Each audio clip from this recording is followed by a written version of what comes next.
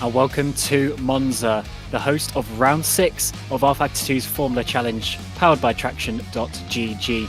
It's supposed to be the final race of the season, but we do have that rerun to go in a couple of weeks' time of round 4, but we'll get to all of that in a moment, because I think it's going to be a very exciting race and event here in Monza. We had an awesome race just a few days ago for the Formula Pro boys, and now it's time for the second tier drivers to actually earn themselves a seat in the challenge. This is the only way to get yourself into pro, and that is why they're fighting so hard. Myself, Cameron Roger, will be bringing you through all of the action today, along with my co-commentator, Zach Sweeney. And Zach, your first time here, but I think it's going to be a good one and a good first race for you. Yeah, I certainly cannot wait, especially with such a close championship fight that I've just been informed of. So yeah, certainly cannot wait, and what a track to have at the penultimate round, one that you really do want to, have a strong race in, go into the final round on a high and really have that confidence. So yeah, Monza is going to be a good one. Yeah, it certainly is. These drivers, they've had such a close battle all the way through, especially the top three drivers, as we'll get to in the standings in a few minutes' time. It's going to be a really close fight, and just 2 races remain, so all to play for. And I think it's just going to be one of those races where the fighting's close, then you come to Monza and it's even closer because of the type of track, all the slipstream, and potentially some interesting strategies as well that we'll get to. But the drivers are going to be going out for their qualifying session, where, as always, they're basically limited to the lap count. So it's all about getting your lap in, because, Zach, you can't be waiting around when you're only limited to really 2 hot laps.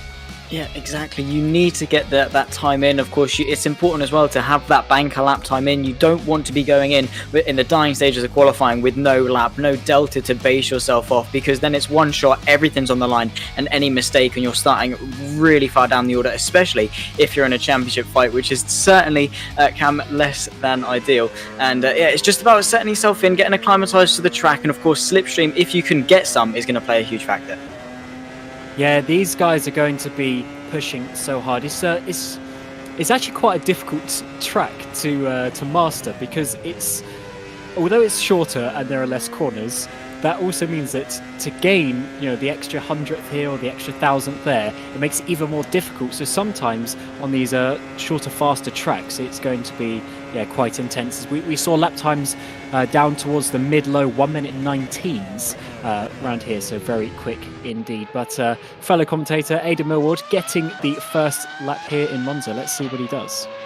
Yeah, he's definitely a decent driver through Curva Grande, pretty much flat out, and definitely is easily flat out. And then you go towards the Della Rocha chicane. Very tricky corners, Cam, because those sausage curbs on the inside, if you get it marginally wrong, you are going to be going off, well, definitely into the gravel chaps at the very least. And it's, as you say, it's about maximising every corner you can possibly get, and it's horrible because of the amount of straights. Of course, now going through the Lesmo 1 and 2, but then you've got that long back straight down to Ascari, and the whole way down you're thinking, where am I going to brake? How am I going to take this corner? It's going to be really tough. And Aidan's got all that time thinking. He just needs to take his gut instinct and do his best. And coming up to one of the most, in some ways, the most tricky sequence of corners on the track, Ascari.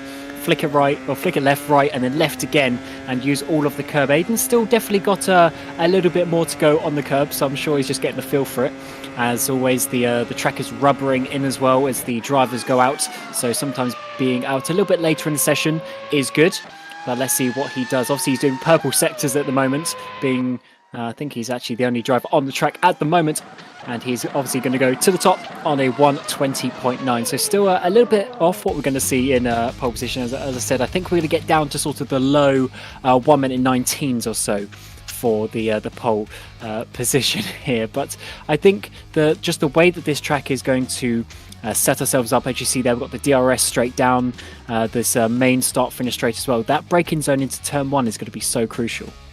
Oh yeah, definitely, and you need to maximise the braking as best you can, because you go in too late, too hot. It's all about that slow in, fast out. You've still off the exit of the Rettifilio, you've got that long run through Curva Grande, so it's all about maximising the exit. You don't want to go in too hot, brake really late, and then lock up the fronts, lock up the rears, whatever it might be, and then screw up that run all the way through Curva Grande. And every corner, as we will always allude to around Monza, is just so crucial. You need to maximise the exit speed, and of course, setting up the car for qualifying trim, you are probably running as little front and rear wing as you possibly can to maximize that straight line speed, because the counter that you would get with the extra downforce has absolutely no way is good enough in order to counteract the time you'll lose on the straight line. And even if you do gain enough through the corners with a little bit more of a draggy setup in the race, you are just going to be a sitting duck. Oh, you certainly are. I wouldn't be surprised if pretty much everyone is on the lowest rear wing option that you can have on this car, because, as you say, the straight line speed is just so important. And these cars, as you can see by the lap times we're doing, the real life record is, I believe it's like a high 1 minute 18. So we're really getting close to that sort of lap record territory. These cars are not slow by any means. And we're getting well over 350 kilometers an hour coming towards turn 1. So plenty of speed in these cars, and they can certainly get around this track. So I think, yeah, maximizing that straight line speed is going to be crucial, because despite obviously all the long straights, it's not the easiest place to overtake. It's obviously a lot easier than some other tracks, but if the car gets away, because they accelerate so much earlier than you out of the corners, they're just away and gone. And with the lack of wing, they can really sort of pull away in those first couple of meters, so it actually makes it a little bit more tricky. But certainly this chicane here, coming up to turns 3 and 4, is going to be very crucial to have a nice stable car on the brakes despite the low wings. Oh, for sure. It's all about comfortability and having that compromise between consistency and raw pace, because, you know, it's all good having a quick car, but a quick car is not going to be a quick car if you can't keep it in a straight line. And, well, you're going to need a car in a straight line around Monza for sure. But, yeah, just to confirm, the qualifying record is a 1:18.8 set by Lewis Hamilton in 2020. So, yeah, very quick lap times. And as you say, ironically, it is really difficult to overtake around Monza. I'm not going to be surprised if we do see groups of 3, 4, maybe even 5 cars just in a DRS train slipstreaming off each other. And it's going to be ever more difficult if you're that 3rd, 4th car in that train, because the guy you're trying to overtake is going to have the benefit of the DRS, the benefit of the slipstream from the car in front. So it's just going to make that ever more difficult. And even if you do get through, they're just going to come right back at you with their own DRS and slipstream. Yeah, what it saw in the pro race back on Monday as well is we did see that, as you said, the sort of battle where one person gets past and then they come back straight away at them, just because of obviously the amount of slipstream, the long straights we have around here. So I think that is going to be good. Also with the strategic side of it here is going to be quite interesting, because the tyre wear is obviously a lot lower than normal because you spend so much time in a straight line. So someone who is able to save the tyres can go so much quicker towards the end of their stint as well. But let's see what Brantholm here can do in this Sector 2, using a little bit more curve through the Lesmos, and then once again coming out onto this back straight where he's going to open up the DRS all the way down to Ascari. And this is really where you can make or break your lap, because effectively you've really only got 2 corners left in the track, as he's already going purple in that middle sector faster than Aidan Millward. But now, even if you're up on your delta, you can't bottle it into this final corner.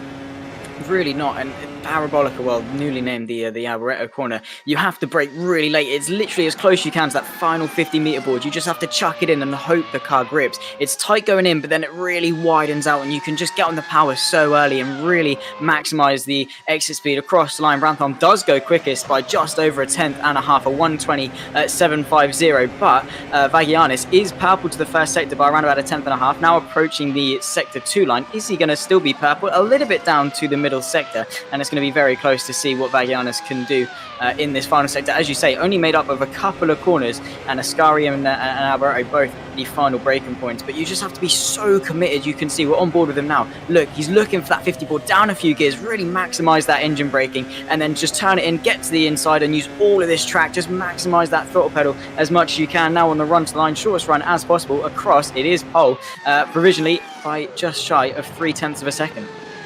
Oh, and then Carlos Martin comes in by almost half a second, and actually just getting a bit of slipstream there to his teammates, which I guess is Adam Rainey, who's also out on the track. But let's see what Blasco can do. Got some drivers now starting to get their laps in, and Adrian Blasco coming around that final corner. He's going to be a little bit off looking at his sector times. Yeah, 1:22.7, so he needs to have a bit of improvement on his next run. But yeah, interesting there from the Netrex guys, obviously having he's going to have a bit of a spin there, and that's going to be the ending of that lap. But yeah, the Netrex guys really using a bit of team play there. Yeah, it's crucial to have, give your teammate a bit of a toe. You can see Rivers, a man very much in the championship contention, and it does help. The toe will give you a good 10, 20 kilometers an hour. And of course, you are running such low drag that it's not going to give as big of an advantage, say, as other tracks like last time out at Zandvoort, but it will help. Every little tiny bit helps. He went purple to the first sector, lost a little bit to the middle sector, but still is going to be benefiting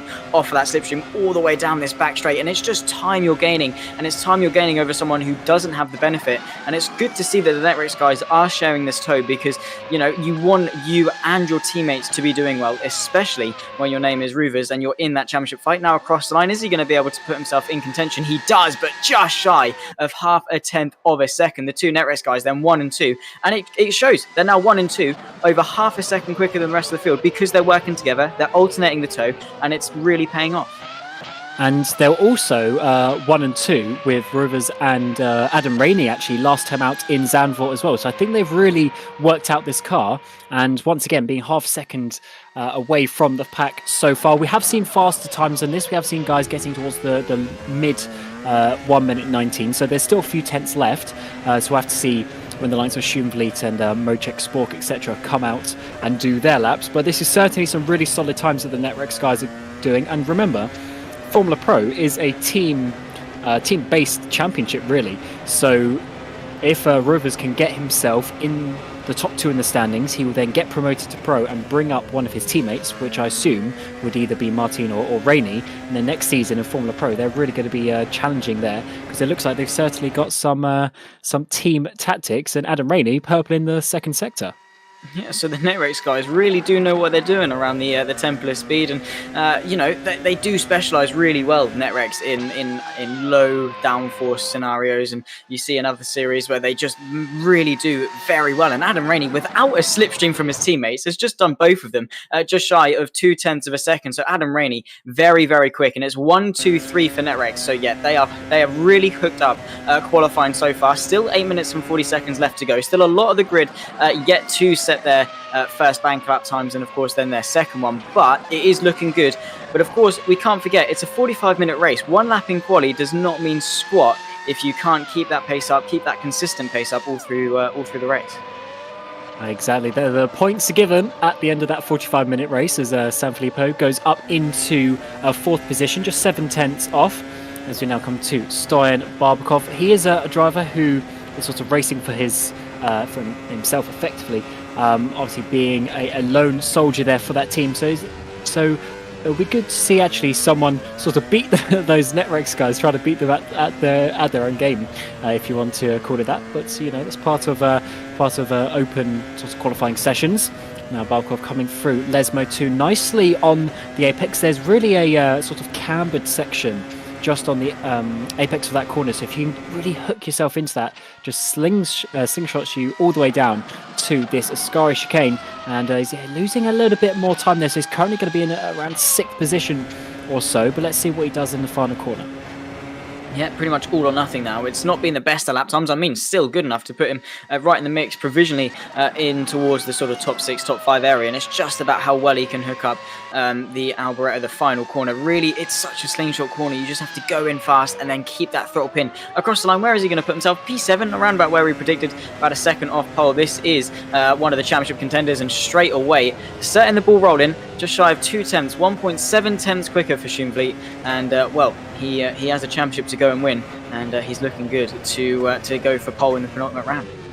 And interestingly, he got purple in sector 1 and 3, which is where Netrex were getting the slipstreams. And I would assume that from just where the Xantras are on track that he didn't. So just shows you it's not absolutely everything, but of course it'll gain you the extra little bit here and there, as Aidan Millward goes up to 7th place, 1 second almost exactly off his teammate Schoenvliet. Yeah, Schoenvliet there already getting into a 0.5. I believe we saw a 0.4 in the practice session a few minutes ago as well, so certainly just a little bit of time left on the table for these drivers, and obviously the track is rubbering in, so the times are only going to get faster. Yeah, and of course, I mean, as you say, the track evolution, cars going around, they're laying that rubber down, that grippy rubber on the track. It's only going to get quicker, and it might even be a case. We say it a lot in the wet and changeable conditions, but even so in the dry conditions, because of the track evolution, that being the last person to cross the line for your lap can be very beneficial because you get the best rubbed in track, and it really does show. You can already see now, compared to the start of qualifying, you can see those black lines, and that is just extra grip that they're going to be gaining. But yeah, for Schlienvliet, for his first run in qualifying, he goes provisionally fastest without a toe. And of course, you know, you always go slightly more cautious for your first couple of runs. This is Lopez Aronia coming across the line, getting into P6. So very close times because of the shortness and the limited amount that you have to actually set a lap time. But this is Colin Spork already onto provisional pole, just shy of 3/100ths. And well, yeah, as we say, sure, it's going to be some close gaps. Yeah, that is pretty incredible actually to see those two drivers getting so close, especially as they're not sort of working together, from what I understand, as well as Thomas Schwack here getting to P11. But yeah, that is just very close indeed. Let's see what Mocek does. Oh, look how close his sector times are. This is going to be very close. He might just be able to get himself on the front row of the grid with a good final sector, but no, he's just going to lose out in that final sector by a few thousandths of a second, and he drops down there to third place. Still a good place to start, and he has one more lap to go. But then we come to Jim Paresis, purple in that first sector, quite a few tenths down, actually 4 tenths down in the second sector. So let's see what he can do out of the final corner. All he can do now is hope and pray and see. His lap time's only going to be 8th for Paresis. He certainly can get a little bit higher, so let's see what he can do on his other lap as Zampini goes up into 18th. Yeah, so it is interesting, and you can already see still the Netrex guys giving each other a nice little tow. 4, 5, and 6 they are at the moment. This is Martin giving his teammate a lovely tow down towards the Rettifilio, and it does help. Every little tiny bit helps. This is Panzer on a decent lap. To be fair, you can only see marginal gains, and we say we talk about a tenth of a second as if it's a lot. It's really not. It's around about a blink of an eye as he puts himself P6, just shy of 4 tenths off, and that's, you know, 4 blinks of an eye. That's not long at all, but it's such a big margin, and it's so exaggerated at a track like Monza, where you don't have a lot of corners, a lot of time to actually make that time up. And especially at the speed, like the average speed around this track is something around 250 kilometers an hour, average speed. And if you think about, as Roivers goes a bit wide there, as he was purple in that first sector as well, so does someone in the background. But at 4 tenths a second at that speed is literally meters. So it is quite a lot that you lose. As Roivers, he only lost about 3 or 4 tenths in that middle sector, which is a bit surprising. I thought he would have lost a little bit more, but he's going to complete this lap, as it will be his final lap, so he might as well complete it anyway, just see what he can do, as he's got his teammate there in front of him, giving a little bit of a tow, coming up to the Alboreto curve for the final time for him in this session. Where can Roivers put himself? Remember, he's obviously fighting for the championship, and it's going to be 4th place there, as Sanfilippo backs out of his lap. Not a bad lap. I mean, it was 2 tenths powerful to the first sector, and I mean, he gained quite a lot back in that final sector as well. So it is just a case of shoulda, coulda, woulda for him. We're just now having a replay, but a bit over the curve through on the exit of Lesmo 1. Touched the grass going in, and that just unsettled the car going through. Kept his foot in though, fair enough, and that just allowed him to keep that momentum up. Only lost a couple of tenths, and still provisionally good enough for a front row start, but definitely wouldn't have helped. And it is just that case that, you know, if he hadn't had a good enough banker lap time in, he would have been really far down. So it shows the importance, but still P4, that is commendable. But just look, his teammates very, very close. It's not going to take much for him to plummet a good 3-4 places.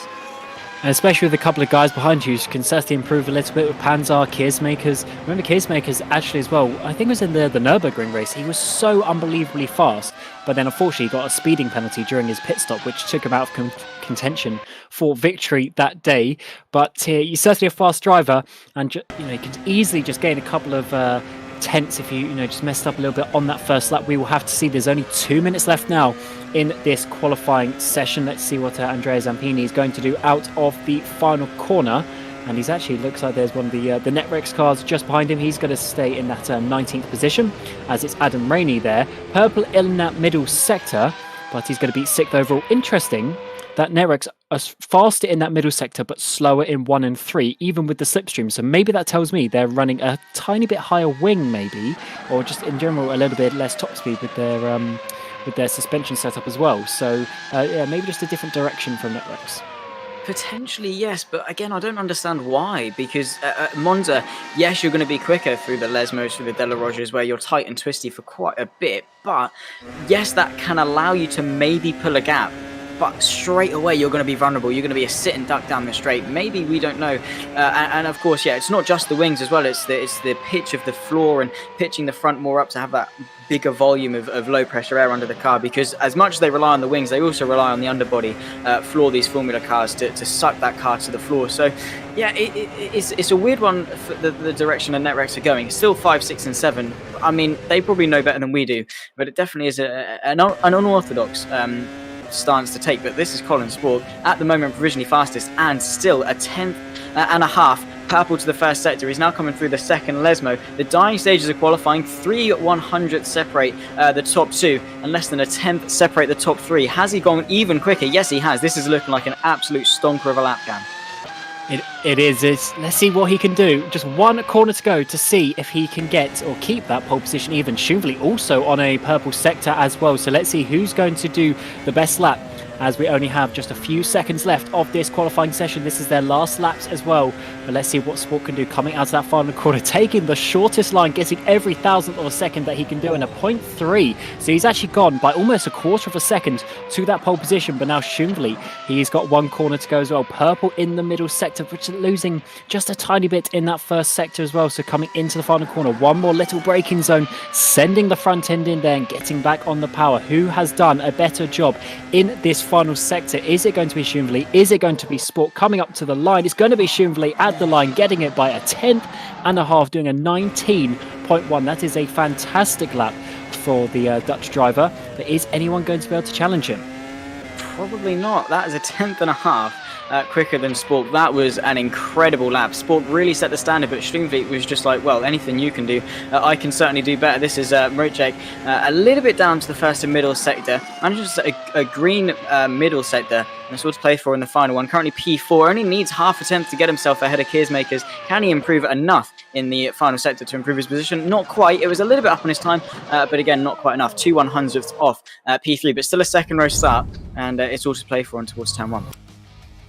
Yeah, turn 1 is going to be very important indeed, and I'd say that is a really good field, to be honest. A really good starting order for these drivers, and yeah, we'll have to see. The race is going to be awesome. We got 10 really good drivers there, and the times, obviously the front two seem to be pulling away just a little bit with their final laps, but behind them there's going to be a really good battle, with NetRex seemingly maybe having a little bit more wing. We'll have to find out as the race progresses, but yeah, I think this is set up for a really exciting race, Zach.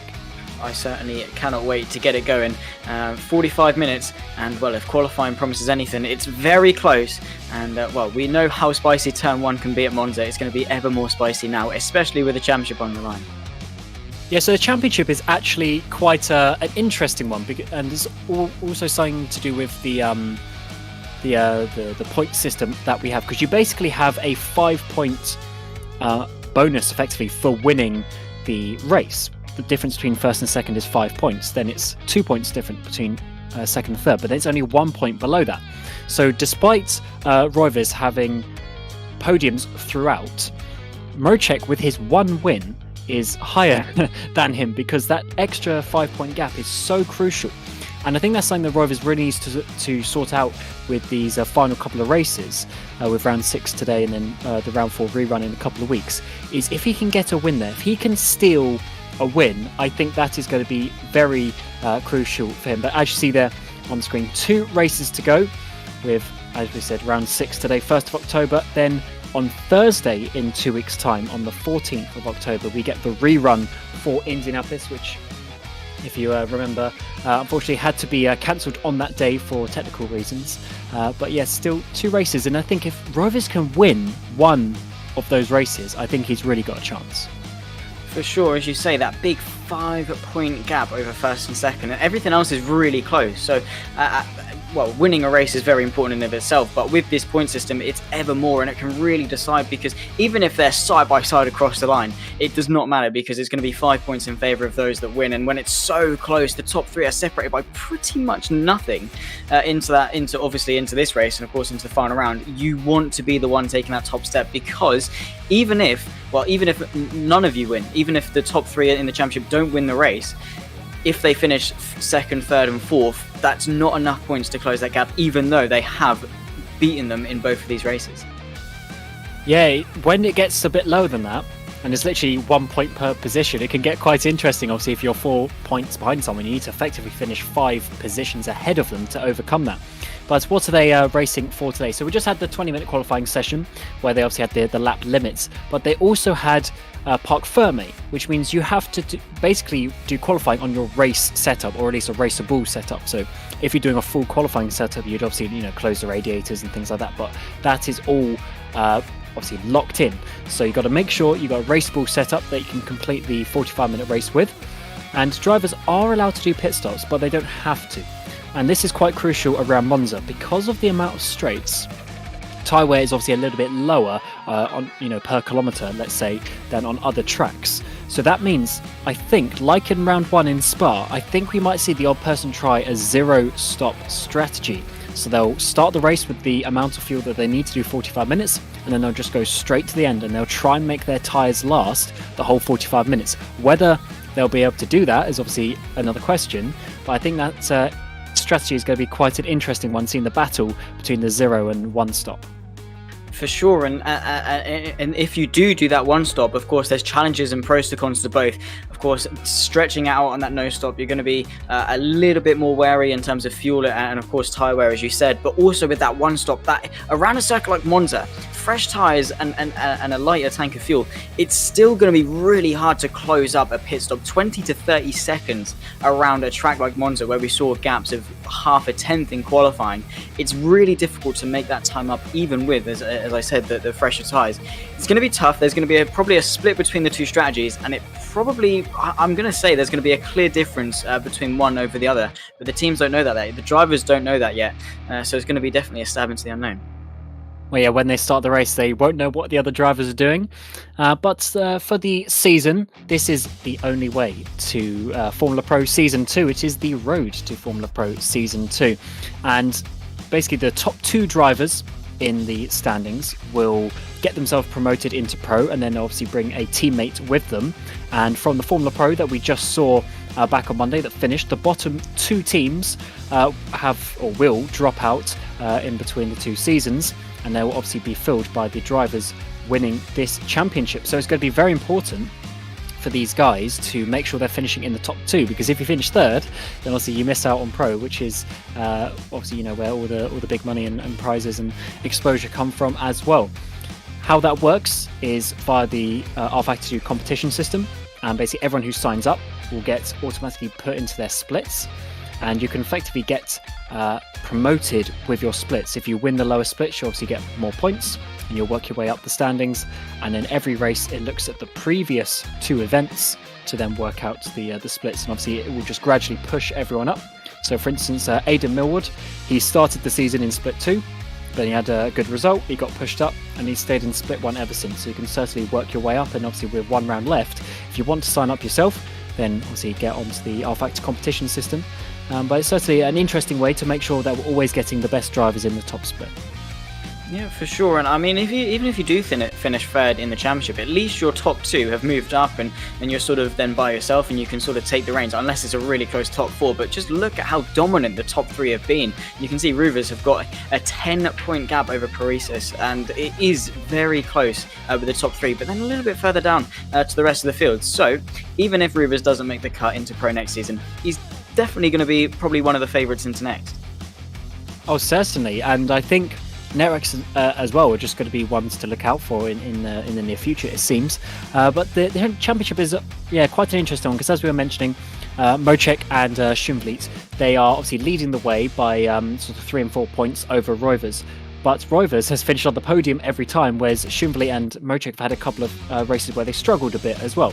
But it's because of those wins that is keeping them out the front, which is why we said it was so important. And actually, something that we should say on the screen now, as you can see, there's only 5 rounds on the standings. So basically the race that we had last week, or 2 weeks ago I should say, in Zandvoort, there was also a few issues during that event. So basically the event got effectively cancelled after the fact. So the result won't count towards the points. So this is only going to be a 5-round season, which actually makes the results even more important, because obviously it's only going to be your best 5 results now. rather than 6. So you got to make sure you're not having one bad race, because that could really kill your championship hopes.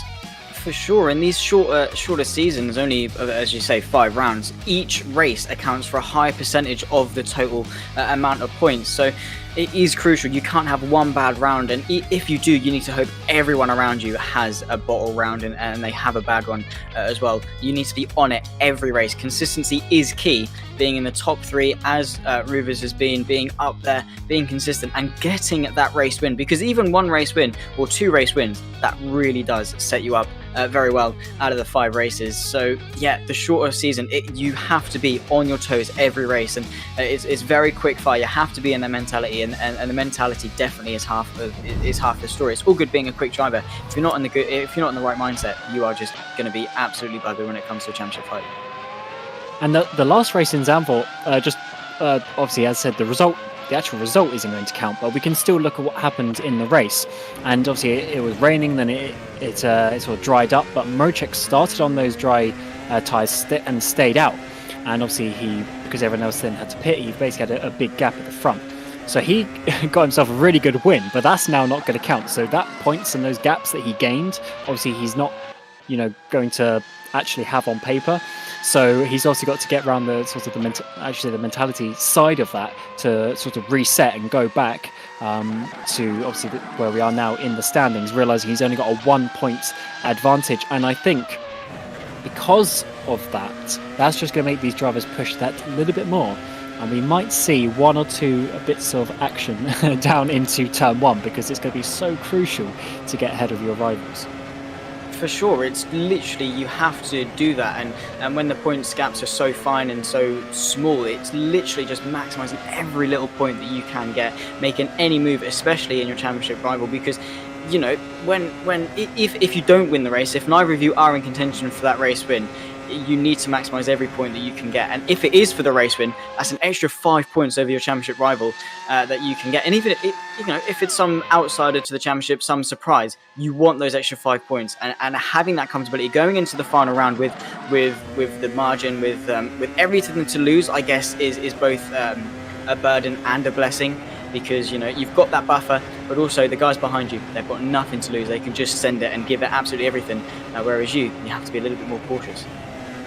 And the fun factor of having both Monza and Indianapolis effectively to finish the season is quite a nice one, because both their sector 1s are actually quite tight and twisty. So it's not going to be easy. So for these drivers, fighting, it's not like they can just get pole and they can easily go through sector 1 and romp off in the distance. They're going to have to fight for this, especially on the first lap when everyone's so close together. And just one little mistake from someone who, for instance, like Colin Spork, he's way down in the championship. He's really, he's a fast driver. He's going to be fighting for the wins as we saw with the qualifying result. But he's not fighting for the championship. But he's still going to be going for it. And the drivers are going to have to learn who they're basically fighting with. And I think that's going to be quite a difficult choice to make, because obviously you want to have every position that you can, but at the same time you want to be making sure that you're fighting the right people and you don't make a mistake of judgment.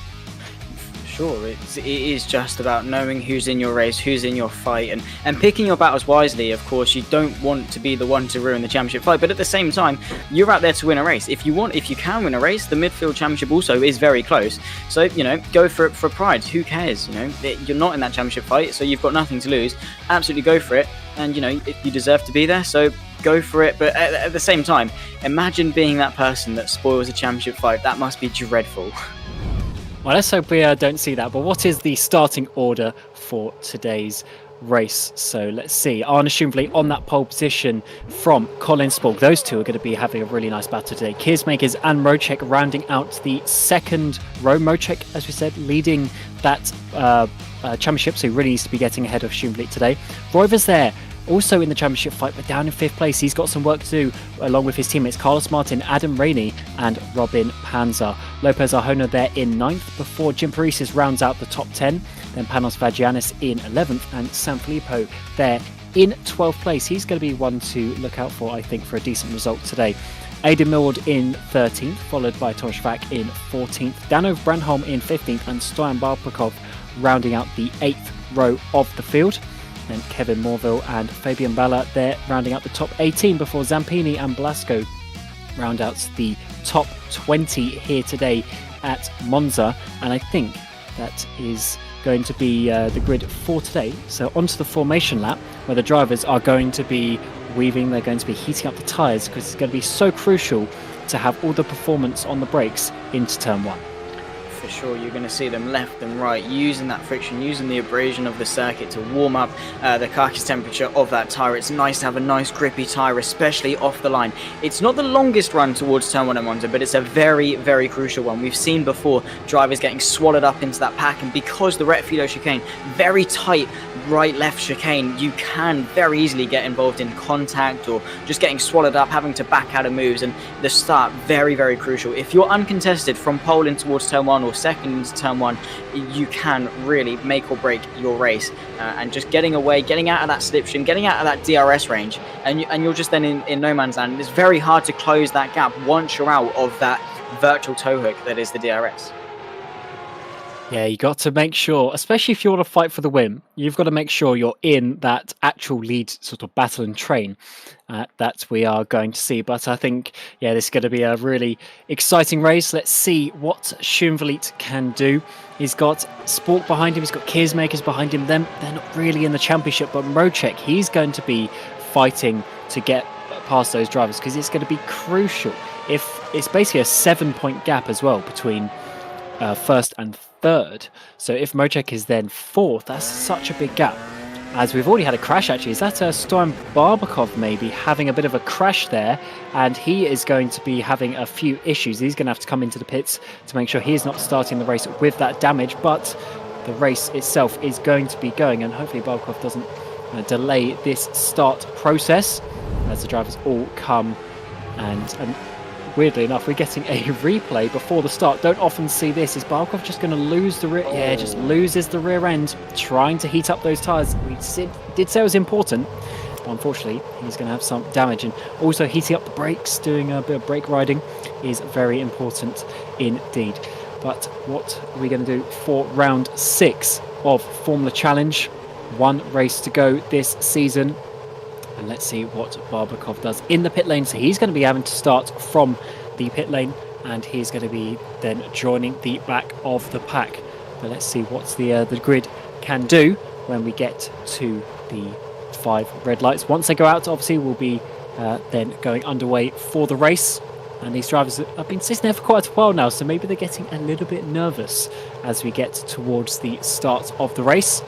And the drivers will now be coming towards the 5 red lights, and then they'll be all looking towards that braking zone for turn number 1, and away we go. Schoenvliet gets a good launch, but so does Colin Spork. He's going to have to come in, but actually I think that's Keersmakers and Mrocek having a really good launch as well from the second row. Spork's lost out a little bit. Keersmakers is going to be on the outside. Can they go side by side into turn 1? Yes, Keersmakers is going to make it up into second place, and that's actually meant Schoenvliet's got a really nice gap at the front, so Spork already losing a position, although he's actually still battling side by side as we come up towards the second chicane. Keersmakers is going to lose a bit of ground as he goes the long way round up towards the braking zone. We've also got the NetRex cars trying to battle in with Mrocek as well, and they all file in, and it looks like the top have actually got away pretty cleanly, so I think that was a really nice start, Zach.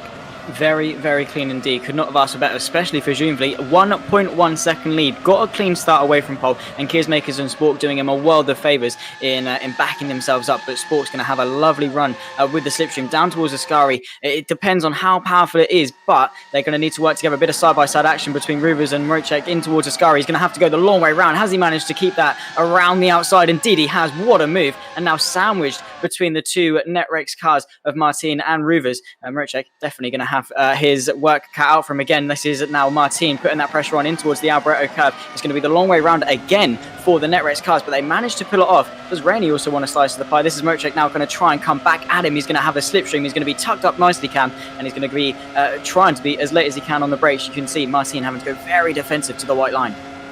And even without the DRS, look at the slipstream that Mocek has got to come straight back at him, but who is bigger on the brakes into turn number 1? Mocek on the outside, he's going to try it, keeping it there on the inside of turn number 2, side by side on the exit. Fortunately, no real big contact because that's so tight indeed, but this is actually given a really good opportunity for Adam Rainey there in 7th place. These guys having such a big battle that the top 5-6 drivers already starting to get away a little bit. Who's going to come out on top? Adam Rainey really late on the brakes there. Mocek, remember, he can't really focus on the battle too much because he is fighting for that championship. As they go side by side onto the gravel goes Rainey, and now Lopez Ahona is going to come past down the inside into Lesmo 1, and those two drivers there of Rainey and Mocek not giving each other any centimetre through that second chicane.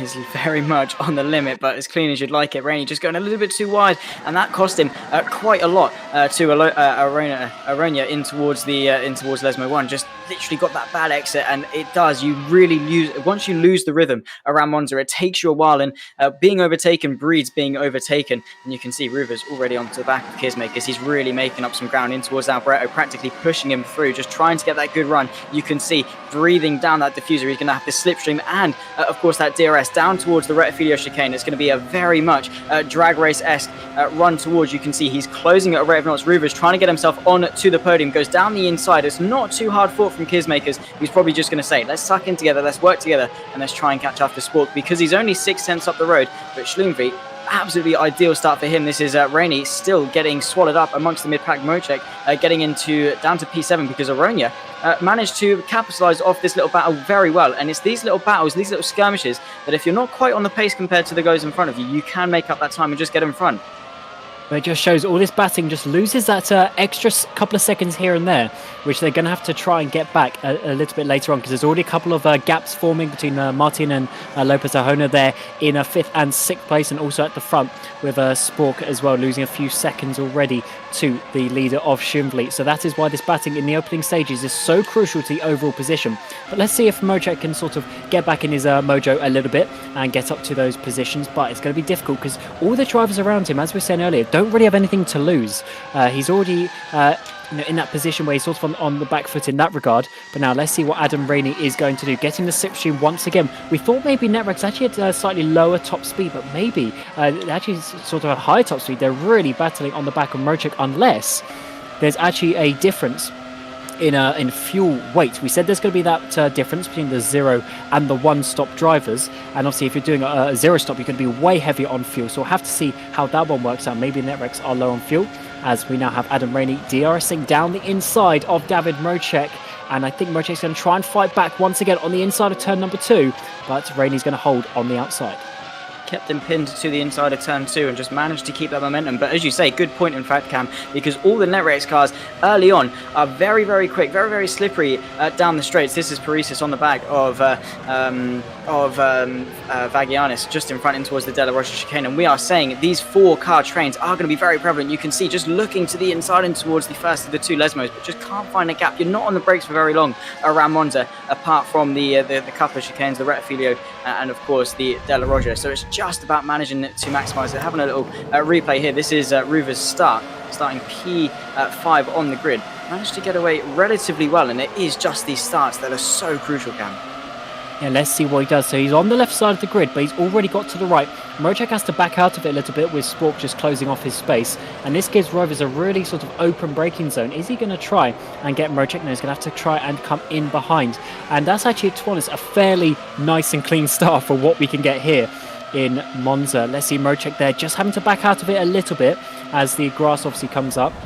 When then Spork obviously losing that place to Kismakers, or at least battling Kismakers up to the Della Rocha. But now Mocek, is he going to lose another place already to Jim Parisis? This is a little bit worrying as they try and go side by side into turn number 2, and Mocek's going to have to back out of that one. And already his teammate of Robin Panzar is right behind him. So I do wonder if this is some sort of a strategic situation, because it is a bit weird to see Mocek being a bit slower than normal. But let's see what Robin Panzar does. He's going to sit behind, so maybe a bit of a helping burst here, trying to make sure that Mocek doesn't drop any lower. Yeah, it it's weird. I mean, maybe, of course, he's going for that no-stop, taking a heavier fuel load, but it's really not helping his rhythm. Getting overtaken, and then you have to try and settle back in, then you're getting overtaken again, and they have to settle back in. And it is just about clawing back any lost time, and you can get swallowed in the pack like he is doing now. He's down to P10 and under pressure from his teammate that started a lot further back down the grid than he did, and he just doesn't want to get swallowed up. He needs to keep that pace. He needs to stay in the DRS trains with the guys in front. Another replay we're going to ride on board. This is ruvers again in the DRS of the car in front, down towards the Ascari chicane. Was this on the first lap? I think it was. Look for the inside, but committed to the outside, and just look at that straight line speed. He blitzes past, is ahead before the braking zone, and then just manages to soars around the outside and making every opportunity he can. The two leading Netrix cars are on an absolute charge. This is Colin Spork as well, the man who got P2 in qualifying. Looking to the right-hand side, is he going to be brave under brakes? Indeed he is. Not heavily contested. Managed to lock the rears up a little bit. You saw that little squirm, but again, a very clean start for Monza standards. And that just shows you the level that these drivers are. And I'm sure you recognise quite a few of their names from some other series as well. And at least, especially the top half of the field is really, properly good, talented drivers. So hopefully that remains, because there has been a couple of incidents here and there this season. But for the most part, already we've seen some really good battling. But Sporks actually caught in just a couple of tenths to Arne Schumvliet. And the interesting thing to be, as we said, who is going to go for that one stop? Who's going to go for that zero stop? It is, I would say, safer to do a one-stop strategy, but is it going to work? Because for Mocek, if he is doing that, he's already 14 seconds off the lead after only 8 minutes. So he needs to really sort of calm that gap, and let's see what he can do. But now back towards the front. Is Rovers now in the DRS going to get close enough to get Colin Spork? Rovers, as we said, hasn't won a race so far this season, but maybe he can challenge today. Let's see what he can do. Getting the slipstream down towards turn number 1. Spork does not have the DRS, so Rovers gets a really good overspeed, but not quite enough to overtake. Not quite enough, but he's just going to bide his time. That is a lovely Tokyo drift off the exit of turn 2 from Rovers. That was very, very lovely. His tyres won't be saying the same, but I'm sure he's really chuffed with that Tokyo drift. Very nice. And manages to maintain the gap, of course. They are slowly closing on Schlimvliet in front. 1.2 seconds is the gap. So it is chipping away at it slowly but surely. This is Adam Rainey trying to get himself into the top 6. Aronia just in front of him, in towards the Della Rocha chicane. Both of them pitching that car in, using that clip angle. And Rainey, that Netrex car seems to be very squirmy on the rear end, especially in these early stages. Maybe they're running a more aggressive setup to try and be a little bit quicker. Yeah, but for the Netrix cars, this is Mocek going down again in towards the Recfido. Very confident he can go around the outside. Just got a little bit caught up over that sausage curb, and it does lose you a lot of time going sideways as well. We saw that live, and yeah, it can work, but it's very risky because that sausage on turn 2. Yeah, looking at the last lap times as well. Mocek was 1.3 seconds slower than Schumvliet, so yeah, quite a bit slower. Let's see if that improves over the course of the next few laps. Rovers once again though getting the slipstream, and you actually get so much slipstream before you even open the DRS. DRS opening is so far down the straight already because it is so long, and now Rovers to the inside. He's going to be getting second place from Colin Spork, who looks like he's not really fighting it too much. Obviously the two drivers wanting to make sure they're not losing that much time to Schumvliet, and it seems like that was a pretty easy overtake. Let's see if Spork can actually fight back here, or if Rovers is now going to challenge for the lead. I mean, I'm not sure. Maybe Sport realises that Rovers is on that no-stop, or is just genuinely very quick in the race, as all of the Netrix cars are, and he's going to be able to pull Sport with him, and that will benefit him because that can put Sport on the back of Schlimvliet for P2 whenever Rovers gets there. But look, 1.5 seconds, it's not exactly like he's closing at a rate of knots, and side by side in towards the Della Rocha, this is Morville getting involved, and Panzer also under pressure in towards the Della Rocha chicane. Just looking around the outside, that Goodyear car, very difficult to get it done, but he had a good look, and a lot of these drivers, mutual respect between the two. Definitely takes two to tango, and they are giving each other a lot of respect, despite being in some very high stakes battles here. Now Morville with the DRS down towards Ascari. Has he got the sheer straight line speed in order to close the gap enough? Has a little look. You can see Panzer defending late under brakes and towards Ascari, but it's too quick of a corner in order to go for the move there. And just look at the momentum he's lost. That tighter line for Ascari, it's very one line orientated, very momentum, and you have to just take the car in, sweep left, sweep right, sweep left again, and if you're on the wrong line it can really hurt you. But down in towards Alboreto, he's going to have the slipstream and another chance in towards the Recfilio again. And let's see, we got Adam Rainey as well. Oh, switching to the inside. That's a really late decision, but is it going to be good enough? Oh, Lopez is going to squeeze him. He's going to go over the sausage curbs there. Rainey is actually going to keep that position. And I think, to be honest, that did look like Lopez just turning into Rainey. I mean, he's gained quite a lot of time, best part of a second from that, but certainly the contact wasn't his fault. Now Lopez is going to be battling with Vagianis coming up into the Della Roggia chicane. Vagianis round the outside. Is he going to be able to make it sticky? Oh, he's going to go over the chicane as well. So Lopez had quite a wild time over the last couple of seconds there, but that was certainly getting very close for those positions. Yeah, and I'm sure Aronya's not going to be too happy that he's got overtaken twice through people cutting the corners. But for Rainey, I don't really see what else he wanted to do. He did an incredible move, dummy to the inside, really sold Aronya the dummy, filled the space on the inside, and it just closed the gap. These Formula cars very sensitive to contact, and that sent him round over the curb. I think he's very lucky that he's not facing the wrong way, and Aronya, I think that's more just a mistake on his part. This is now the fight for P7. Aronya trying to come back at Vagianis, who I think is just going to give him that place back. I think he's just saying, fair enough, I overtook your track, you can have it back. But look, Roivers back in, or close to the 1 second range. We're having a replay now. Adam Rainey dummies him. You can see Aronya just opens up the inside enough and then tags that rear right over the curb, jumps over the sausages. Rainey is very lucky he's still facing the right way. It's hard to see from that one, but from the TV camera, it did look like maybe there was a bit of right hand down. But let's see, Vagianis, yeah, just a bit too deep there into that chicane. Actually, I think it was him giving that position back. It looked a little bit too easy come up to Alboreto. But let's see Adam Rainey on the replay. Oh, that's actually a bit of a mistake. No worries. So let's see, once again, the battle. Vagianis, Lopez into the Della Roggia. Once again, more contact, both of them over the chicane this time. Vagianis also gaining the position with that. Paresis is having an awesome view between these drivers. They're getting very hectic. And let's see, Vagianis coming towards turn, this replay just now, turn number 1. So he actually is then going to try and get back past Lopez. Lopez just squeezing him out just a little bit there.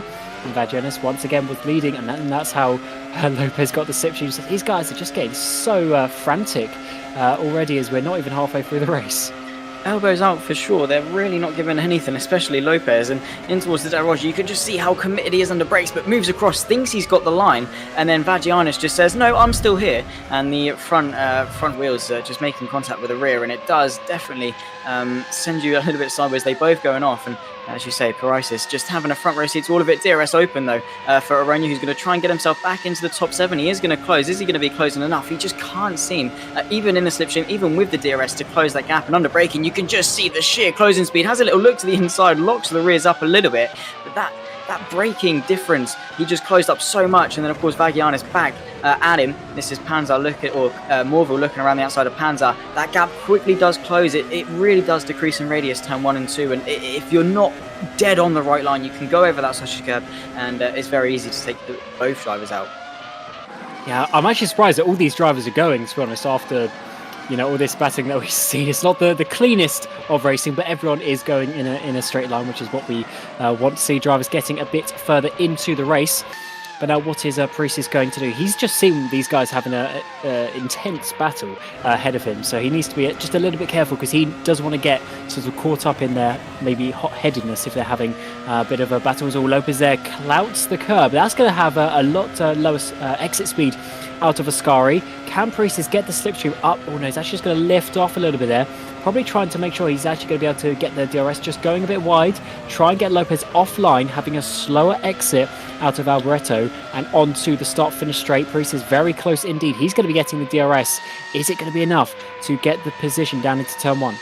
Yeah, definitely looking very close. You can just see all over that rear diffuser, waiting very late to pull to the left-hand side. He's got so much more of a slingshot. He's going to go to the outside, but Aronya's going to come back at him, sends it back up the inside, manages to get it stopped, and Paresis just has to say fair enough to that one. They're now in a 3-car train for P7, and they're on the back of this. Adam Rainey just in front. It is to the inside of Curva Grande, fills the space. They're going to be side by side on the run. Are they going to be 3 abreast? This is Paresis trying to find a way through. Bit of contact to the rear left of Aronya, who's going to go all the way around the outside and towards the Della Roggia. Just about manages to keep it on track, but Rainey goes off, nearly slicing his front wing off the rear end or the rear diffuser of Aronya there. Great bit of racing, not quite the cleanest, but definitely elbows out. And when you're in a 3-car train, it's very, very easy to get caught up.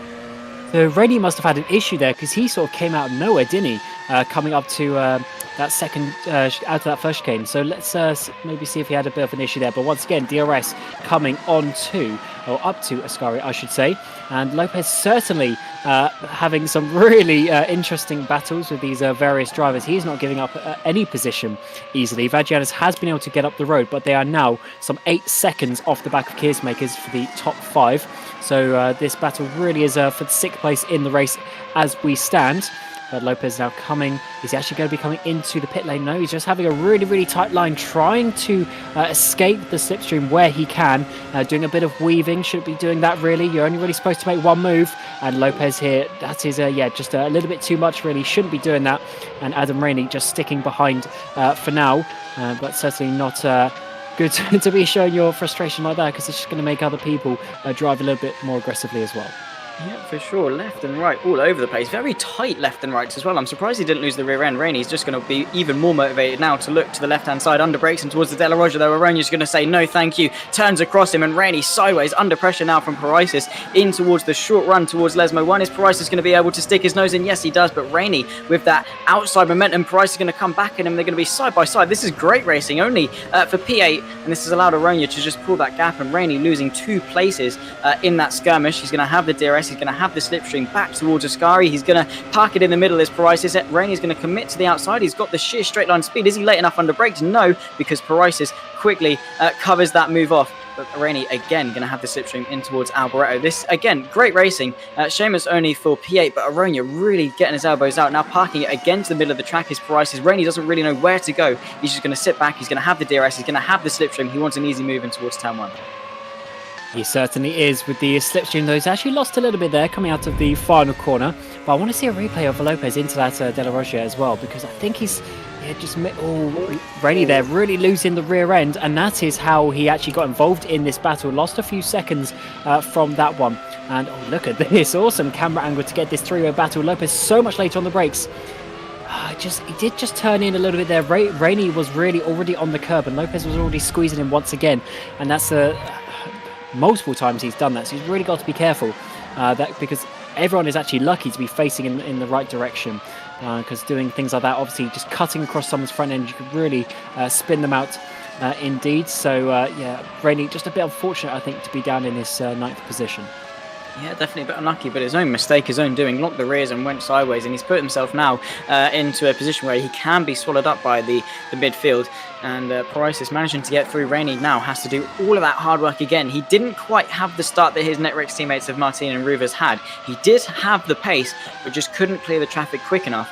And, Ruvers sort of maintained that gap to Schluvel as well as Spork behind only. Again, they've been staying within that 5 tenths. That same 5 tenths has been chopping and churning. We've had a look at the gap. 3 tenths at this point, then losing a few tenths. This is Aronia just weaving left and right, trying to break that slipstream. You're only really meant to make one defensive move, especially when your rival is that close. Finally deciding to commit, and you can see Rainey just having to follow him to find that toe. Probably would have been better off, I think, just sticking into one line, because weaving left to right, you are losing time. You're losing straight line speed. He might have actually had a look if it had just kept it straight. Yeah, really not what you want to be seeing with weaving like that, because to us it's also just dangerous as well. As you said previously, he could easily have lost the rear end there and then caused a big crash at quite high speed.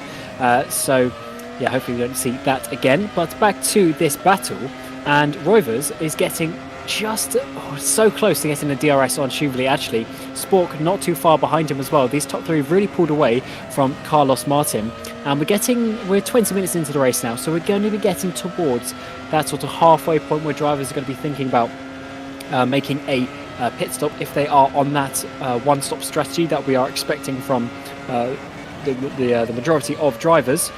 But for now, they're getting very close in their battle, and looking at their previous lap times, they were all within about 20 thousandths of a second on the previous lap. So very close pace between these drivers, and I think they are going to be batting like this for the rest of the race. But we just need to see if Spork is going to sit here for now and maybe just let Rovers challenge Schumlich, because he's now within DRS.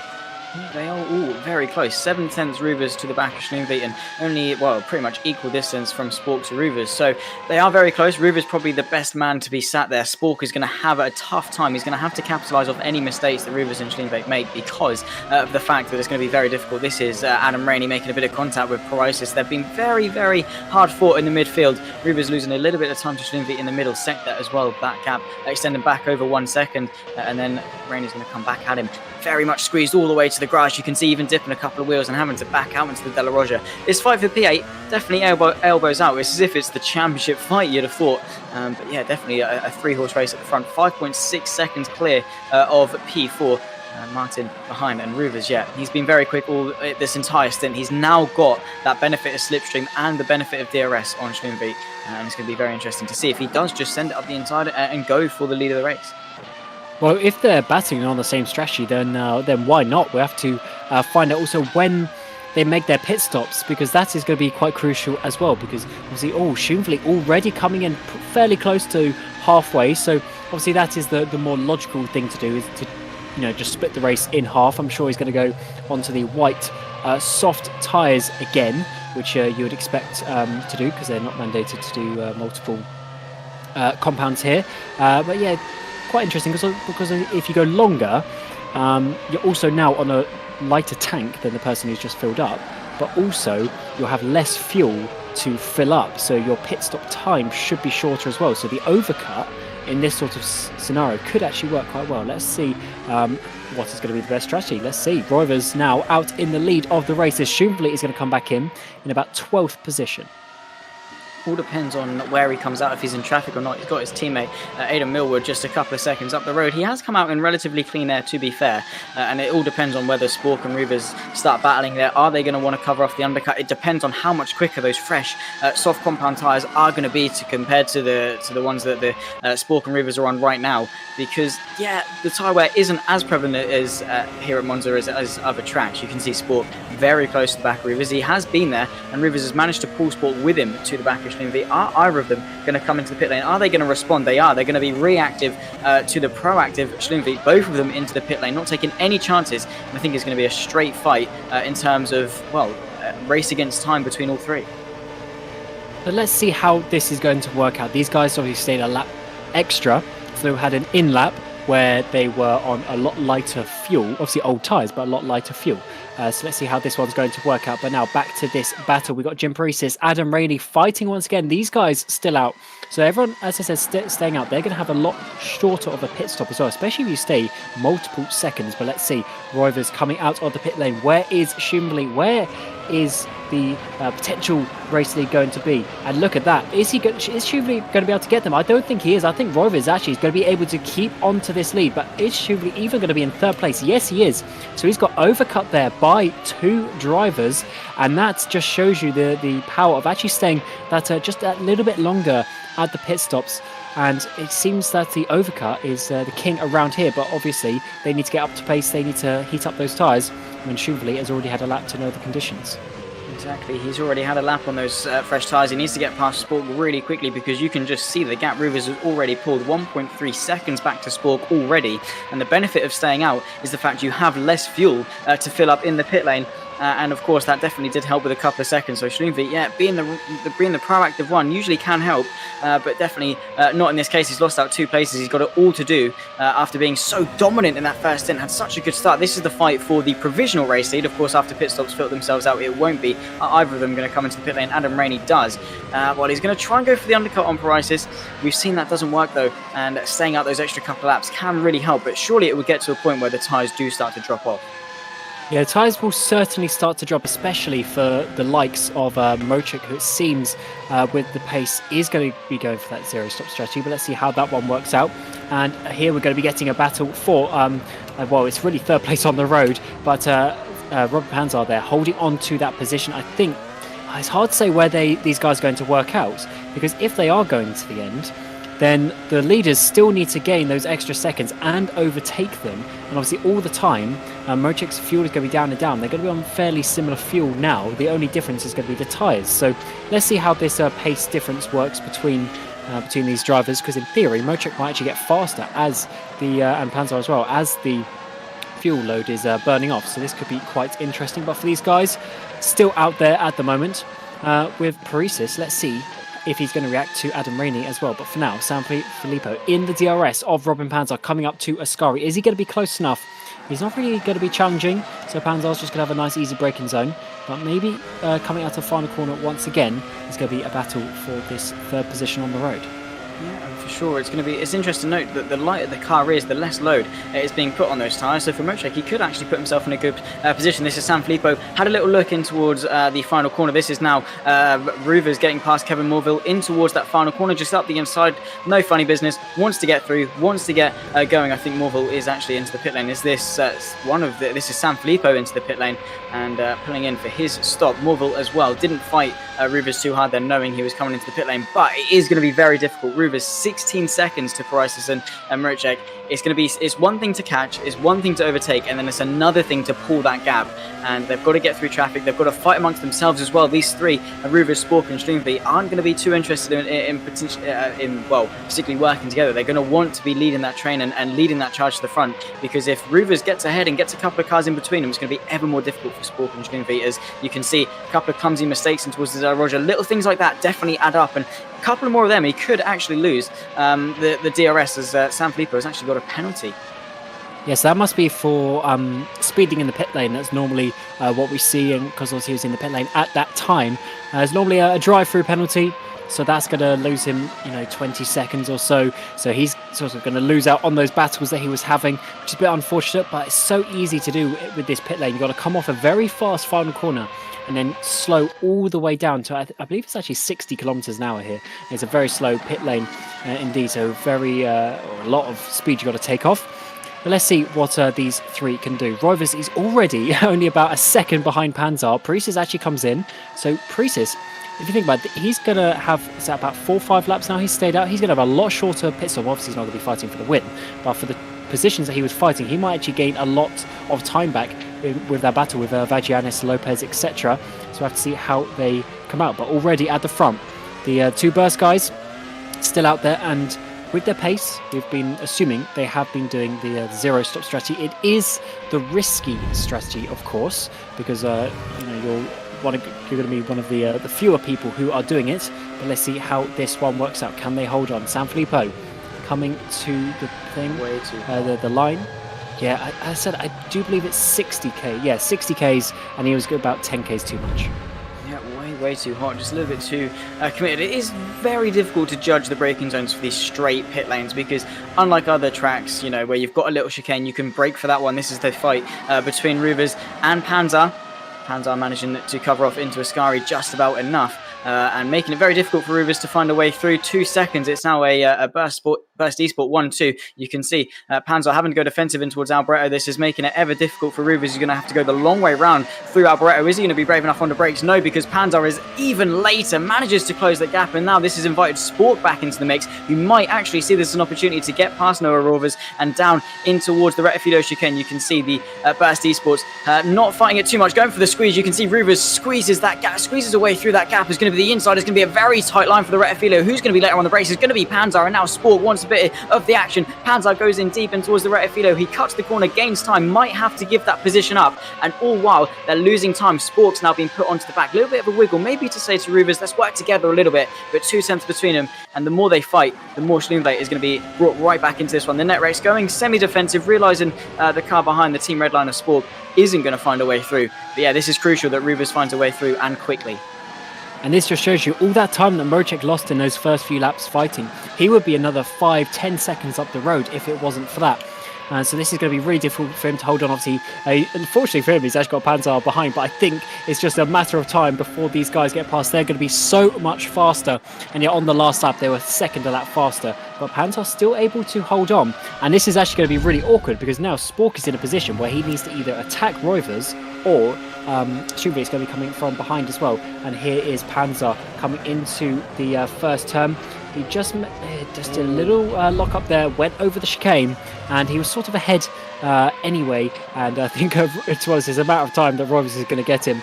And let's see, is it going to be on this lap? Spork as well coming. Could there be a double overtake coming here? But first of all, let's see what Rovers can do.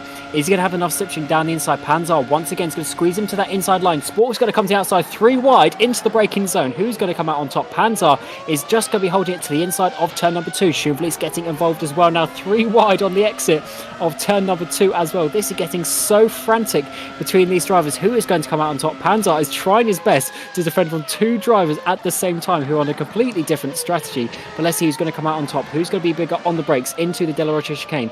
Rovers round the outside, but also Spork and Schumvliet getting side by side as well. A bit of contact. Spork's going to lose out there, and I think Panzer is going to be holding on for dear life. It definitely is. Look at how much of a struggle he's putting on. He's really making Rovers work for this one. Schumvliet's been brought right back into this one. 2 by 2 they went. Rovers has got an incredible run off the second Lesmo. DRS as well. He's going to go to the right hand side, having to tuck back into the slipstream. Schumvliet is going to use that pure pace. Look at how much he's closing into Ascari. Panzer covers off the inside enough that Rovers can't go for the move, and this is Spork sending it up the inside of Ascari. There's contact between Schumvliet and Spork. They've both managed to carry on going, facing the right way, luckily, but they're going to lose so much time with that one. Schumvliet down into P6. Keysmakers is going to get himself ahead as well. That was very clumsy. Spork sends it up the inside of a very quick corner, and Schumvliet probably wasn't expecting it, but back to the front. The fight for P2. Rovers now has a bit more clear air, a bit less pressure on his shoulders because he's got his championship rivals not behind him. To the left hand side is going to be the long way round. We've seen it done before. He's got the slingshot, he's ahead, but we've seen how brave Panzer can be under brakes. You can see Rovers, as soon as he's ahead, going defensive. I think that is a done deal. He goes in deep though. No, he's finally got through. He goes in deep, and he might have to give this position back, Cam. At least lift off and lift off the time that he gained. But Schumvliet here, massive championship implication for him, because we have said that 1 point per position when you get to that point is so crucial. Look at Spork there, diving it down the inside. I would say he did squeeze him a little bit on the exit, but I mean that was pretty close to being legal. Hard to say just from there, because he did really get down the inside. And now Panzer's got back past Rovers. Rovers must have given up the position, and this is really helping Mocek for over 5 seconds out at the beginning. Panzer doing his best to defend, and it looks like the burst guys are committed now to this zero stop strategy. So Rovers just needs to find the position to get past, and because of all their battling as well, Martin has got up ahead of Spork as well. So there's a lot of implications here for the championship as well for these guys, because if these guys are all batting for their position and Schumvliet is just sitting behind wishing that he would have those effectively extra 3 points for those positions. It's going to be tough. It's definitely going to affect him. He's going to be more motivated trying to find a way through Noah Rovers for round number God knows how many on trying to get past Panzer to the left-hand side. Panzer making this as difficult, playing the team game for Mocek in front. Probably going to help him win this race if he can. Rovers the long way around again. Can he be letting off under brakes? Panzer going to the inside. He's lost his front wing. He's gone straight on at the rFactor chicane, and it's all kicking off further back as well for 4th, 5th and 6th. Spork's managing to get past Martin and Keysmakers as well. Up side by side off the exit. You can see Schumvliet just trying to find a way through. And is that Adam? No, that's Martin going slowly off the exit as well. In the fight for P4, this is definitely very close. Keysmakers all over, has Spork all over the rear end of him in towards the De La Rocha chicane. It's going to be the long way round. You can see Schumvliet trying to find a way through, sends it to the inside, tries to fill the gap that Keysmakers made. And this is just so crucial, both for the championship, but the race as a whole. And Panzer going straight on at T1. That was very, very dicey. Yeah, Panzer unfortunately just couldn't quite get his nose up the inside of Rovers, losing his front wing there on the back of the Netrex car, and that has left Rovers with about a 7-second gap. But also Carlos Martin, he was having issues there. He would effectively be in that 3rd position now, but unfortunately he had a few issues, but so is Colin Spork. He's going to be slow off the exit. They're all getting caught up on Panzer, who's got no front wing, trying to get back to the pit lane. Spork's on the grass as we're almost 4 wide, coming up towards the Alboreto curve for another time with just over 10 minutes to go in this session. Schumvliet trying to go around the outside of the Edge Esports car of Keysmakers as well. These guys are going absolutely crazy as Spork now getting the slipstream. Let's see who's going to come out on top. Martin's all the way back in front of this battle as you go 3 wide once again, all with DRS open. Who is going to come out on top into the braking zone for turn number 1? Keysmakers is going to send it up the inside there. He's going to be up into 3rd position, with Martin now into 4th place. Spork getting past Schumvliet, but they're going to be side by side on the exit as well. This is incredible racing. Schloonvliet just trying to find a way through. It's this pack racing. Anything can happen with just over 10 minutes left to go. It was a sprint race to start off with. It's now a dash to the finish. Morczak going to be looking in his mirrors, hoping that Rubers doesn't close the gap. You can see this is him going deep, and that's why he had to go again on Panzer. Had to lose that position. And that was definitely tough, and he managed to get the job done, get back through, and then it's now eyes forward and try and catch for the lead of the race because he wants that win for his championship bid. This is Panzer on the inside. Rainey just etching himself ahead, swiped across. Panzer wanting to be very late on the brakes. I think Rainey wanted to cover it off, so he couldn't just come back at him and things like that. And again, those things happen because Panzer was very, very stubborn on giving that position up. It's now a, what is this, 4-car train for P3. Any one of these guys can get on the podium. And for Schloonvliet, he wants to minimise the damage. You can see that is Sport weaving around left and right. Really can't decide where to go as they come down towards Alboreto Kissmakers, making a hell of a job for Martin behind, who's going to want to make it a double net Rex podium. They're going to be now in the DRS of each other. Can Martin close the gap? It's 5/10 at the moment. It's going to be in the slipstream, and closing slows too is Schloonvliet on Sport in towards turn number 1 of Retafilio. Not quite going to be close enough, and they're going to be very, very close. This is Spork on the back of Martin. He pulls to the long way round. Spork's going to go down the inside, gets it stopped, but the Netwreck's going to try it around the outside, keeping it very close, and they've made a bit of contact over the sausage curb. Now Schloonvliet's going to get the good run off the corner and up into the top 5, and he needs to capitalise off little things like that and pick them off one by one. Oh, these guys are getting so frantic now. The battle's actually spread out just a little bit as they've had a few issues. So Kissmakers has a bit of breathing space there in third place before Spork just behind them. But also Paresis has caught up to this with his strategy. He's ahead of Vagianis. So these guys they're about 8 seconds behind. But obviously with all the issues and incidents that have been happening with this big battle. But look at this. Look at Martin getting past, what's that, 4 cars he just got past at once. That is unbelievable from Martin to be a bit opportunistic there. Coming towards the final corner, really good job from him, but also Schloonvliet risking it, going around the outside of Kissmakers when he's got that championship on the line. But who is going to come out on top? Let's see. Spork now ahead of Schloonvliet. Schloonvliet trying to get past. These guys have been battling all afternoon for various positions, but now who's going to come up the inside of the final corner? It's going to be Schloonvliet getting up that inside, but he's actually going to lose out because Spork will now, I believe, get the DRS all the way down towards turn number 1. So can Spork come back? Martin behind as well. Don't forget about him. But yes, he does get the DRS. Actually, Spork has got the DRS. A bit of contact as we come towards the braking zone. Who is going to be later on the brakes? It looks like it's going to be Schloonvliet going side by side with Spork into turn number 2. Bit more contact. How many times do these guys have a bit of contact in that turn number 2? Martin was around. I think Carlos Martin was around in the background. So I think he's actually dropping down a little bit. So he's out of this battle for the top places. And now Spork once again getting the slipstream up towards the De La Rocha chicane. He's going to dive down the inside, but Schloonvliet's going to hold on. This is such an intense battle, definitely elbows out when Spork and Schloonvliet once again coming together. Shame for Martin to go around at the first chicane because he definitely was a true contender. Ruvers though, 3.2 seconds that gap to Morczak in front, who's going to be at the moment taking the reins in the championship, or definitely going to be having a very good look at it. And Ruvers wants those extra 5 points and wants to gain as much as he can. He's got 6 minutes to gain, around about 3 seconds, and it is closing very quickly. Spork wants the extra position on Schloonvliet because Kissmakers amongst this battling has just managed to pull away, got that gap. This is how Martin and his podium challenge went into, well, all in vain. Locked the rears, bit too ambitious on the brakes, spun it round. Very similar mistakes to what Adam Rainey did a little bit earlier on, and you can see Paresis having to react very quickly, just slammed on the brakes, and well, he's going to be heart in the mouth moment after that. Yeah, it's a bit of a shame for him because Nevrek's having a really good race today, but it just hasn't quite worked out. It might for Rovers though, we'll see. But first of all, Colin Spork coming down towards turn number 1. Schloonvliet on the inside. Is he going to be able to defend once again, or are they going to be having a bit more contact? Although Spork just late enough on the brakes to have the inside line there. Although he actually has a bit of a bad exit, so Schloonvliet is able to fight this once again. They're just slightly bumping as Paresis now trying to get involved behind Paresis. He's come out of nowhere in this battle, and he might be able to go 3 wide as we come up to the De La Rocha, but who's going to be later on the brakes? They both brake so late indeed. Schloonvliet's got to leave enough space. This Paresis is going to get a really good run here. He might be able to get Spork up the inside of Lesmo 1, but actually he's going to have to just back out of that one. And these guys just battling so hard, they're just squeezing each other into every braking zone. It's a surprise they haven't had a huge crash, but Schloonvliet is holding on there for that 4th place as Kissmakers is he's off in the distance. He's got an easy podium as we speak. Really good racing between the four of them for the most part. And looking to the inside is Parisis. Wants to make any little tiny indent that he can in towards the top 5. 2.1 seconds is the gap at the front between Mircek and Ruvers. And well, definitely the talking point at the moment is this fight for P4 between Spork and Schlumvliet. We're very close. You can see Spork looking to the inside of the Albretto. Is he going to be letting off under brakes? No, he goes in deep, and that could open the door for Parisis, who's got a really good run off the Albretto curve, and is going to have the DRS. He's going to have the slipstream, but can Spork? We've seen he's very slippery in a straight line. We've seen he's very brave under brakes into places you don't conventionally see moves get done. He's closing. Is he going to be closing enough? You can see Schlumvliet having to go defensive. Spork's going to go the long way around, and another bit of contact, but Spork's going to go all the way around the outside once again over the sausage curb, and Parisis goes around the outside with an incredible drive off the corner up into the top 5, and now can put that pressure on as well. Vagianis has managed to drive up to this fight as well and up into the top 6. Could he maybe get Spork in towards the De La Roja after that really poor run? Goes to the inside,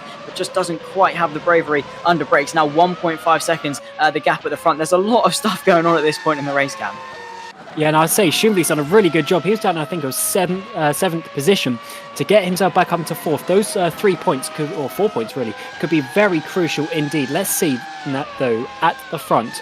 David Mircek, can he hold on with this zero-stop strategy? In the end, he's actually really one of the main drivers to do that. I did think a few more drivers would be going for it, but it is a bit risky. You need just a little bit of battling and things like that, as we've seen in this battle for the podium, to really give you those extra couple of seconds buffer as we come up to what will be probably about 3 laps to go as we cross the start-finish line. But here, with the replay, you can see just how late Spork is going to brake, and that just caused a bit of the issue over the curb. And Priest is really nice there around the outside, as you said, getting a nice drive and trying to get on the back of Schlumvliet. He's going to have the DRS. Will it be enough to get down the inside or even outside for turn number 1? We've seen Schlumvliet have a number of contacts down the inside or outside in this corner, but there Priest is just locking the rears a little bit, coming into that corner, and that's going to have a bit of contact, pushing wide, and Spork's going to try and come back, but then a bit of contact is going to slow down his momentum, so he might even go 3 wide in Curva Grande. Who is going to really sort of be the bravest in this situation? It's going to be one of those times where it just takes someone to break down a little bit later to try and get past, but somehow Schlumvliet is still holding on. Somehow, I do not know how, and Spork with a very opportunistic move filled the gap that Price has made up the inside, nearly got the both of them, but that little bit of contact ruined his momentum, as you said. And Ruvers 2 attempts on the back of Mircek. He's looking good for a race win, but Mircek teammate really did make it tough for Ruvers the first time around, so it's not going to be as easy as clear cut as getting through. 2 tenths is the gap. You can see he's closing in towards the Albretto curve. He's just going to wait, bide his time, get that good run, get that slipstream, because Mircek in front has got no DRS, he's got no help, he's lonely, he's helpless, he's having to reserve his tyres and his fuel. And now Roivers, the fight for the race lead. Is Mircek going to defend? Of course he's going to defend. It's his championship rival to the inside. Roivers tries to find the gap, but he's going to go to the left hand side. Just look at this slingshot effect. He's already heading towards the braking zone. Is Mircek going to be brave enough? Bit of a lock-up from Noah, and he's managed to very easily get himself into the race lead. It's now just about keeping it and getting himself off into the distance. This is the fight for P4. Parisis trying to find the gap on Schlumvliet, who goes very aggressively defensive to the inside. Now Parisis is going to be very brave under brake. Slow too is Schlumvliet, and now Sport going to look to the inside once more. Still a bit of contact between all 3 of them. How there hasn't been a massive crash, Cam, I do not know. These guys are battling so hard, and Mircek, unfortunately, I don't think he's going to be able to hold on to Roivers. We'll have to see. Panzar did, but I think Mircek's just going to be that little bit too slow, which is going to be quite important. But back to this battle for what is really for 4th place, and these guys are just going so hard. I think Parisis actually has enough to get past Schlumvliet, but he's going to have one more attempt. There'll be one more lap after this, and that is going to be the all-important one, because it'll be the last time into turn number 1. But let's see Noah Roivers getting what will effectively be, I think, the race victory if he doesn't make a mistake. Mircek just unfortunately just needed a few extra seconds today, and he lost his wingman of Robin Panzer, unfortunately, and also just at the start with some drivers as well, just losing a bit of time in the train, not sort of for bad reasons, just with how the race obviously has worked out. And I think Roivers is going to be, easily, you see already 1.6 seconds up the road. But who is going to come out for P4? Let's find out. Last time into turn number 1 coming up. Let's see how this works. Parisis is going to be getting that DRS. Bit of a bad exit though. So Schlumvliet's actually got an extra car length or so as we get the DRS for the final time into turn number 1. He's going to be getting close. Shuvli chooses the inside. Priestess round the outside. We haven't seen this for a couple of laps with Shuvli on the inside. Is Priestess going to be able to do it? Just turning into that a little bit late. He's going to have the inside. So Spork is going to try and get up the inside as well. We could be through ride on the exit, but no. Once again, side by side as we come around Curva Grande, and Colin Spork now getting the slipstream in the background. But who is going to be in the lead as we get towards the Della Roggia for the final time in this race? Side by side, Spork's actually going to be getting past Paresis there with a nice late move on the outside. Paresis though getting the drive and the exit as we come up to Lesmo 1. These guys are still battling as we hit 0 on the timer.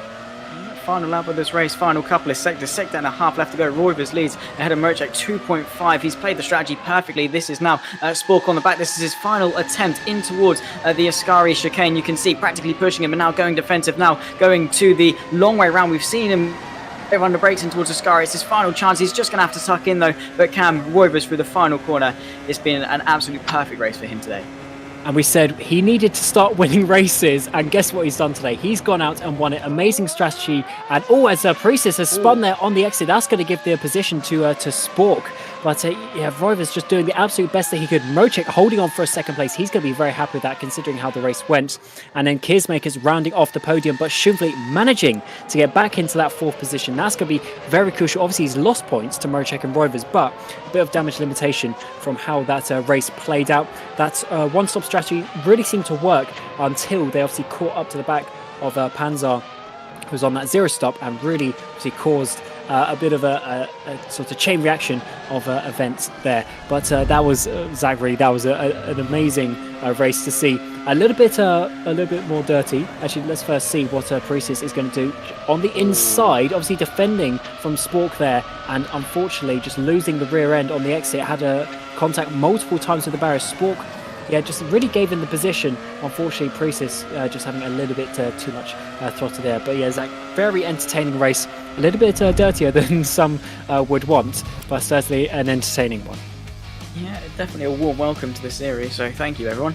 It was an absolutely stellar battle, and one of attrition and strategy and just pure mental games and sport, making the most of Paresis' mistake in towards the Ascari change. Just put him on the wrong line, over the curb, spun around, and he managed to claim P5 at the end of it, and what a fight in the midfield that was. But Noah Rovers, a very, very deserved winner today.